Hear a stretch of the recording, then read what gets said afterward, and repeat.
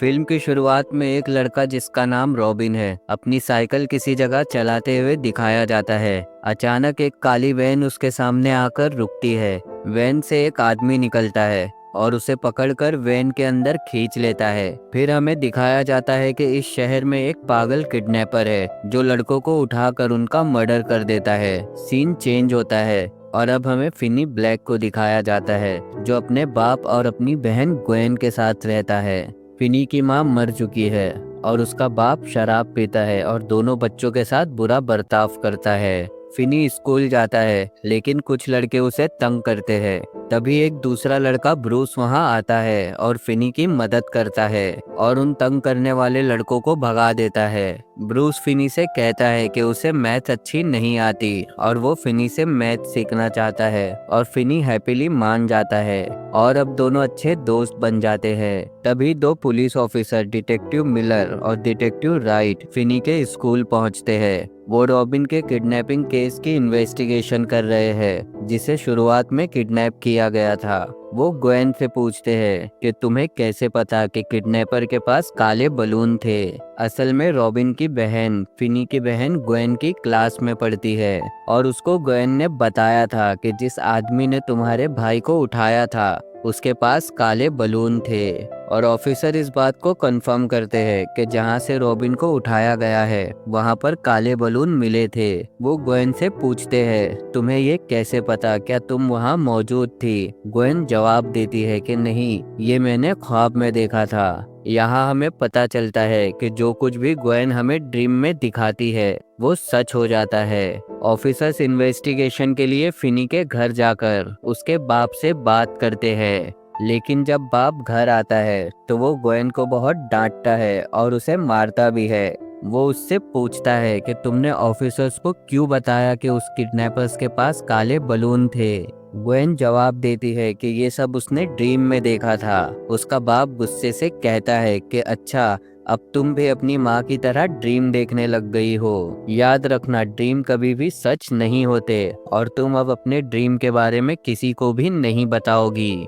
इसके बाद हमें दिखाया जाता है फिनी का नया दोस्त ब्रूस, जिसने स्कूल में उसकी मदद की थी। ब्रूस के स्कूल से बाहर निकलते ही वो काली वैन उसके सामने आके रुकती है। वो किडनैपर वहां से निकलता है और ब्रूस को वहां से उठा ले जाता है। ब्रूस के लापता होने के बाद स्कूल के वही लड़के फिनी को फिर से पीटने लगते हैं और उसे बुली करने लगते हैं। तभी ग्वेन वहां पहुंचती है और फिनी को बचाती है। ग्वेन फिनी से कहती है कि वो सीधा घर जाए क्योंकि वो अपनी सहेली के घर जा रही है और वो वहीं रहेगी। अकेले घर जाते समय फिनी को वही काली वैन दिखती है। ग्रैबर वैन के नीचे से कुछ सामान उठा रहा होता है। वो फिनी से मदद मांगता है और जब फिनी मदद के लिए आता है, ग्रैबर वैन से काले बलून निकालता है और फिनी को वैन के अंदर खींच लेता है। ग्रेबर फिनी को क्लोरोफॉर्म से बेहोश कर देता है। फिनी को होश आता है तो वो खुद को एक अंधेरे कमरे में पाता है।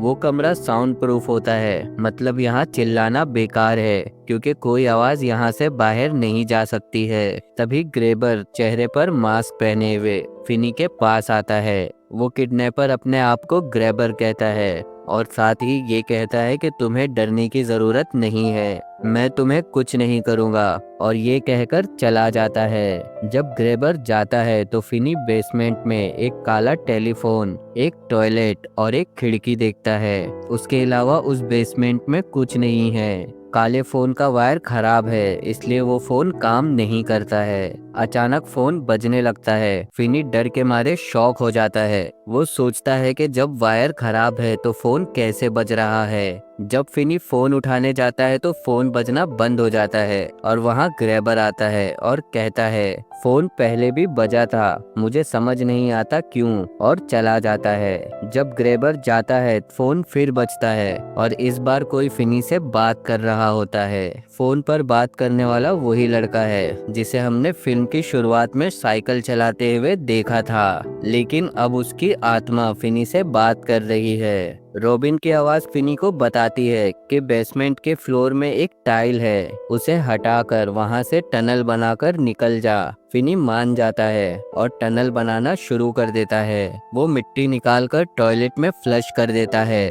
ताकि ग्रेबर को कुछ पता ना चले। उस रात ग्वेन एक ड्रीम देखती है जिसमें वो ग्रेबर और अपने भाई फिनी को उसी बेसमेंट में देखती है। दूसरी तरफ ग्रेबर फिनी के लिए खाना लाता है और जाते समय दरवाजा खुला छोड़ देता है। फिनी बाहर निकलने ही वाला होता है और तभी फोन बजता है और उसे रोकता है। फोन पर उसके स्कूल के एक और लड़के की आत्मा बात करती है। उसके दोस्त की आत्मा उसे बताती है कि दरवाजा ग्रेबर ने जानबूझकर खुला छोड़ा है। अगर वो बाहर गया तो ग्रेबर उसे पकड़कर मार देगा। यहाँ हमें समझ में आता है कि जिन बच्चों को ग्रेबर ने मारा है उन्हीं की आत्माएं फिनी की मदद कर रही है। ब्रूस की आत्मा फिनी को बताती है कि बेसमेंट में एक रोप है जिसकी मदद से वो खिड़की तक पहुंचकर वहां से मदद बुला सकता है। फिनी को रोप मिल जाती है लेकिन वो खिड़की तक नहीं पहुंच पाता। दूसरी तरफ ग्वेन अपने बाप को अपने ड्रीम के बारे में बताती है। वो कहती है कि उसने किडनैपर को उसका मास्क पहने हुए देखा है और उसे पता है कि फिनी कहाँ है। उसकी बात सुनकर ग्वेन का बाप भी अपने बेटे की चिंता में ग्वेन के साथ मिलकर फिनी को ढूंढने के लिए तैयार हो जाता है। फिर हमें दिखाया जाता है कि वो दो ऑफिसर इन्वेस्टिगेशन करने के लिए मैक्स के घर पहुंचते हैं। उन्हें शक है कि किडनैपर मैक्स है। मैक्स ऑफिसर से कहता है कि मुझे भी शक है कि वो किडनैपर यहीं कहीं रहता है, लेकिन मैं कुछ साबित नहीं कर पा रहा हूँ। ये सुनकर ऑफिसर चले जाते हैं, लेकिन शॉकिंग बात ये है कि फिनी इसी घर के बेसमेंट में कैद है, लेकिन मैक्स को इस बात का कुछ पता नहीं है। मैक्स अपने भाई ग्रेबर की असलियत से अनजान है। उस बेचारे को तो ये भी नहीं पता कि उसके घर के नीचे एक बेसमेंट भी है। फिर हमें दिखाया जाता है ग्रेबर फिनी के लिए खाना लाता है और कहता है कि मुझे अपना नाम बताओ, मैं तुम्हें यहाँ से जाने दूंगा। फिनी डर कर उसे झूठा नाम बताता है। ये सुनकर ग्रेबर को गुस्सा आ जाता है। वो खाना फेंक देता है और फिनी के सामने एक न्यूज़पेपर रखता है जिसमें उसके किडनैपिंग की खबर और उसका असली नाम छुपा हुआ है। तभी हमें रॉबिन की आत्मा दिखाई जाती है और फोन फिर बजता है। आत्मा उसे बताती है कि ग्रेबर ने तुम्हें अभी तक सिर्फ इसलिए नहीं मारा क्योंकि तुमने अभी तक उसके साथ कोई गेम नहीं खेली है। आत्मा उसे कहती है कि अभी एस्केप करने का सही टाइम है क्योंकि इस वक्त ग्रेबर सो रहा होगा। रॉबिन की आत्मा बताती है कि मेरी साइकिल का नंबर ही दरवाजे का पासवर्ड है, मैं उसे दीवार पर लिख कर गया हूँ। फिनी दरवाजे के पास जाता है और पासवर्ड लगाकर उसे खोल देता है, लेकिन ग्रेबर जाग जाता है और वहाँ उसका कुत्ता भी भौंकने लगता है। ग्रेबर इतना होशियार था कि उसने फिनी को फिर से पकड़ लिया और बेसमेंट में बंद कर दिया। अब फिर से फोन बजता है और आत्मा उसे बताती है अगर फिनी एक दिन में यहाँ से नहीं भागा तो ग्रेबर उसे मार देगा। आत्मा उससे कहती है कि एक ही तरीका बचा है, दीवार तोड़कर उसके पीछे एक फ्रिज है जिससे तुम आसानी से निकल सकते हो। फिनी दीवार तोड़कर फ्रिज में पहुंच जाता है, लेकिन वो वहां फंस जाता है क्योंकि फ्रिज बाहर से बंद है। यहाँ फिनी की हिम्मत टूट जाती है। उसे लगता है कि ग्रेबर अब उसे भी मार देगा जैसे दूसरे बच्चों को मारा था। तभी फोन फिर बजता है। इस बार फोन पर ब्रूस की आत्मा है जिसने स्कूल में फिनी की मदद की थी। ब्रूस की आत्मा फिनी को बताती है कि फोन के रिसीवर में मिट्टी भरकर उसे एक हथियार की तरह इस्तेमाल करो। दूसरी तरफ ग्वेन अपने ड्रीम में देखे हुए घर को ढूंढने के लिए बारिश में साइकिल चला रही होती है। तभी उसके सामने उस 5 लड़कों की आत्माएं आ जाती है जिन्हें ग्रेबर ने मारा था। ग्वेन डरकर साइकिल से गिर जाती है और जब वो उठकर देखती है तो उसके सामने वही घर होता है जो उसने ड्रीम में देखा था। वो ऑफिसर को फोन करके घर का पता बताती है। वहाँ ग्रेबर के भाई मैक्स को अपने भाई पर शक होता है। वो बेसमेंट का दरवाजा ढूंढ निकालता है। वो अंदर फिनी को देखकर बहुत शॉक हो जाता है,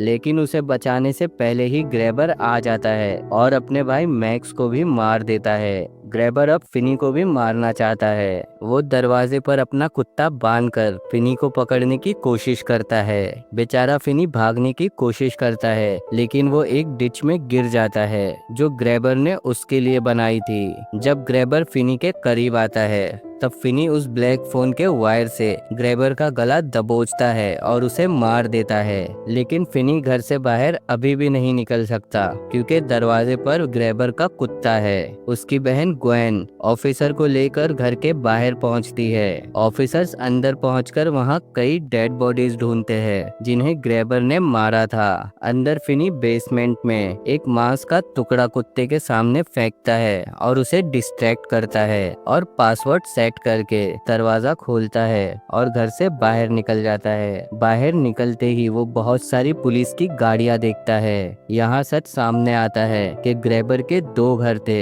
एक घर में वो डेड बॉडीज रखता था और दूसरे घर के बेसमेंट में वो बच्चों को कैद करके रखता था।